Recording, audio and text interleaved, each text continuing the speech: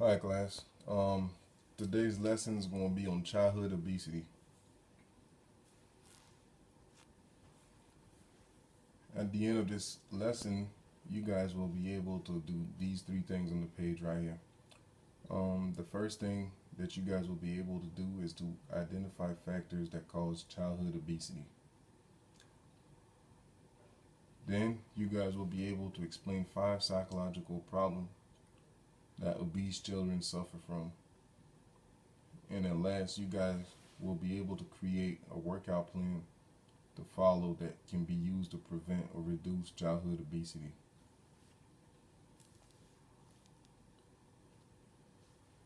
What is obesity? Um, I didn't know what it meant until I started researching and looking through articles and the internet. And I'm pretty sure that you guys don't really know what it means.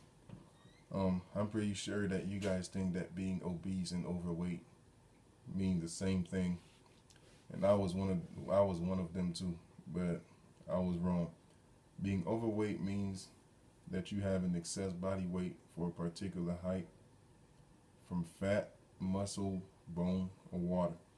Being obese means that you have an excess body fat. These two words are obviously different with different definitions.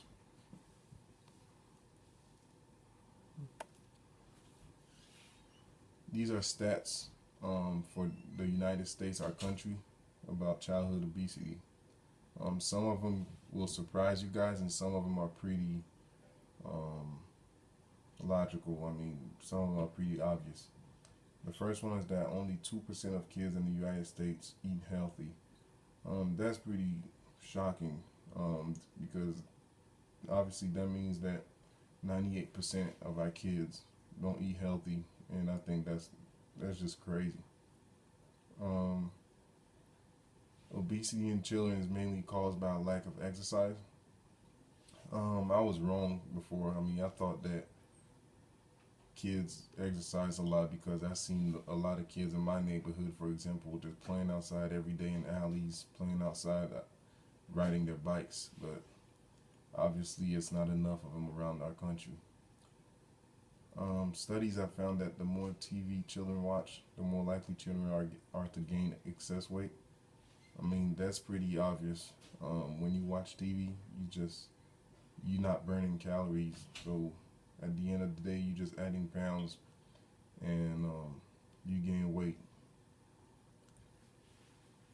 And then in 2008, more than 1/3 of children were overweight or obese. I mean, that just means that it keeps increasing, and I think that we need to help them. These are other stats. I'm not gonna go through all of them, but one of them that was pretty interesting to me is that genetics, behavior, and family environment play a role in childhood obesity, and I think that that's pretty logical. I mean, if you weren't raised doing the right things, eating the right things, and nobody showed you how to exercise, obviously you won't know how to practice the right behaviors into becoming more healthy. And as a children growing up, I think it's important for your parents to show you that type of thing stuff. Children overweight increase the risk for certain medical and psychological conditions. Overweight children have an increased risk of being overweight as adults. I mean, all these are stats that you guys can write down, like I said. On this picture, you guys will see the complications of childhood obesity. As you guys can see, it can affect your whole body. I mean, it can start from your brain to your heart, your bones. I mean, it can affect you everywhere. You guys don't need to take notes on this because I will hand out a paper at the end, and it will have the same picture. And on one page, it will have all the exact same picture, and on the other page, you guys will be able to fill out the blanks, so you guys can learn some of these things right here. because I really think that it is important to know that type of stuff.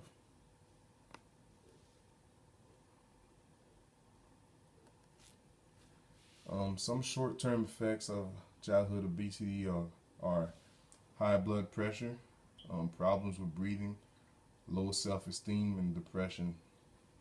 Um, those problems happen with childhood obesity, like I said, and of course, you're gonna have low self-esteem if you don't feel right in your body, and that just, I mean, as a kid, people can make fun of you, and I know that's very uncomfortable.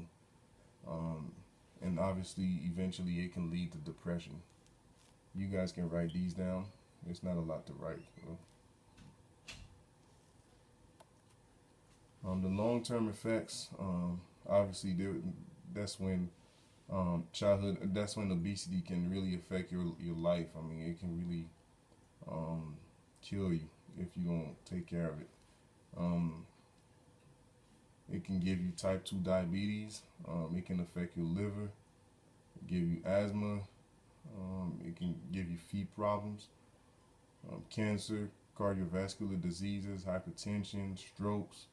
I mean, all these can happen to you if you don't take care of your body, and if you don't help your kids take care of their bodies. And the main thing about all these things is that you don't exercise enough. And I mean, if you train and you work out daily, I don't think you'll be exposed to these long-term effects of obesity.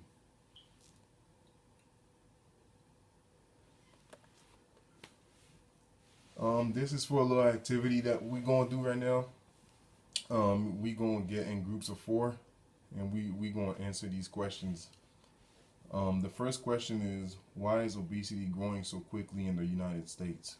I mean, it's many reasons, and we went through some of them through these slides. You guys can talk about it and come up with an answer.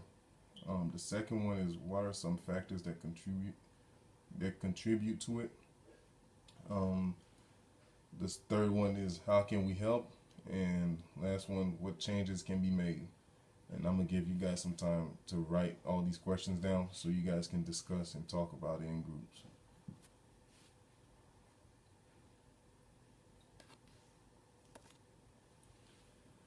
These are exercises that kids or even adults can do to prevent obesity, or to just stay in shape, lose calories, and prevent obesity. I'm gonna call volunteers up in the front of the class so you guys can demonstrate, or if we don't have any volunteers, I'll demonstrate them for you. The first one is push-ups, sit-ups, jumping jacks, lunges, burpees, and the last two I can demonstrate them for you, but you guys all know what they mean.